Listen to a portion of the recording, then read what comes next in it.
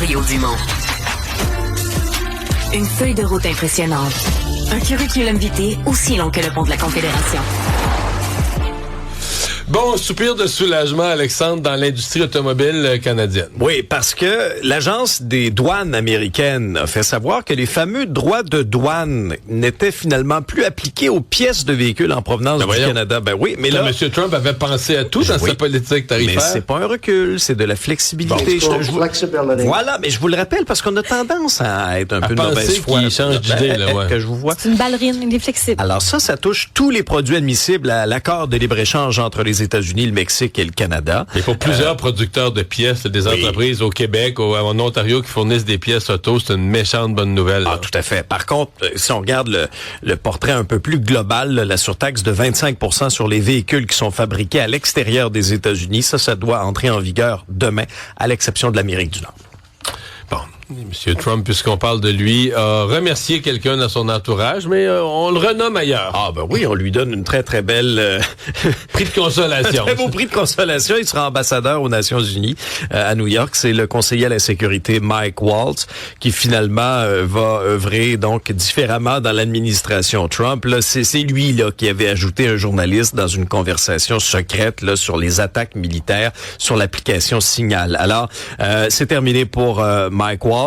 À la sécurité nationale, c'est Marco Rubio qui va assurer l'intérim. Rubio, lui, est secrétaire d'État également. Trump l'a annoncé sur ses réseaux sociaux.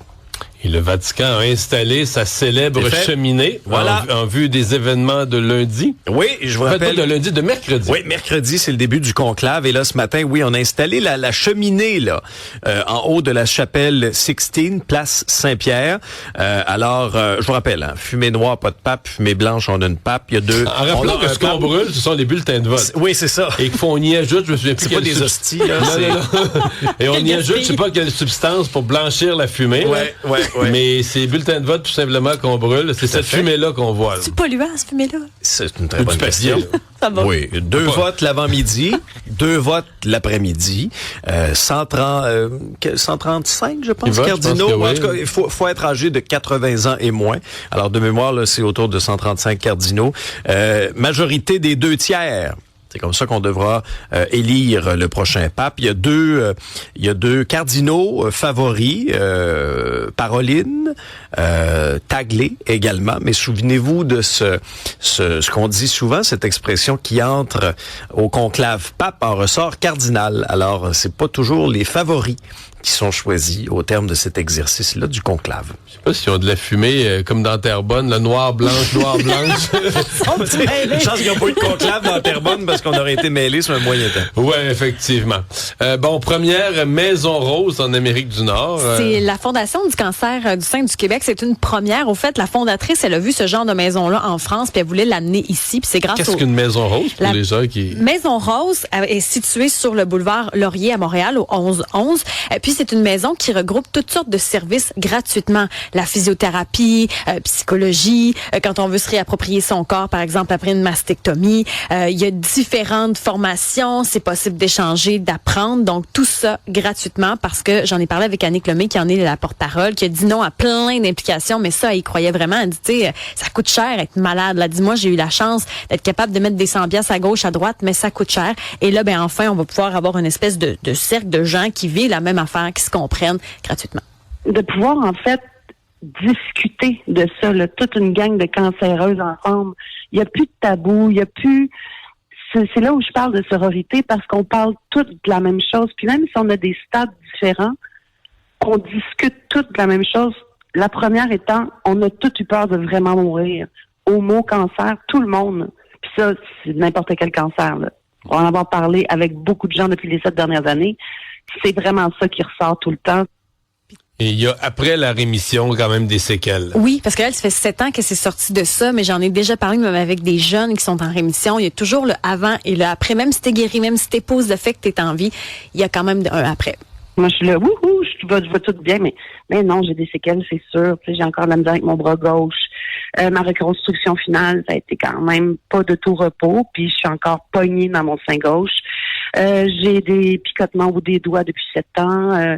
Là, j'ai arrêté de prendre une médication qui me donnait vraiment mal à toutes les articulations.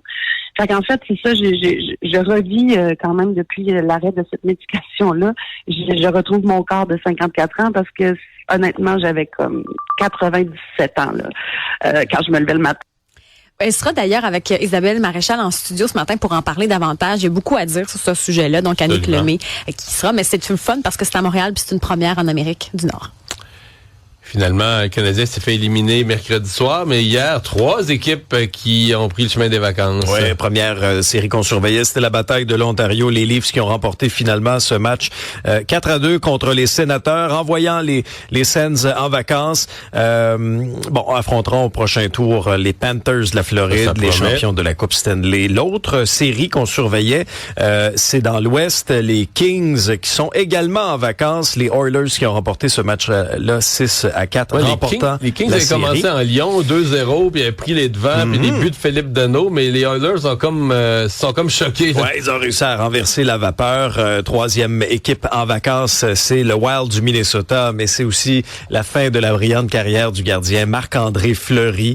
Vegas qui remporte la série 4-2 grâce à ce gain de 3-2 contre le Wild. Et dans la 4e série hier, c'est l'Avalanche du Colorado qui a vaincu les Stars de Dallas par la marque de 7-4, si bien que la série est égale 3-3. Il y aura un 7e match dans l'esprit de plusieurs. Un 7e match, c'est un 7e match, oui. Peu importe qui joue. Là. Mais entre les Stars et l'Avalanche, deux puissances qui auraient très bien pu être la finale de l'Ouest. Là. Mais bon, en fonction de la façon dont les séries sont organisées, c'est peut-être la finale de l'Ouest avant le temps, 7e match prévu.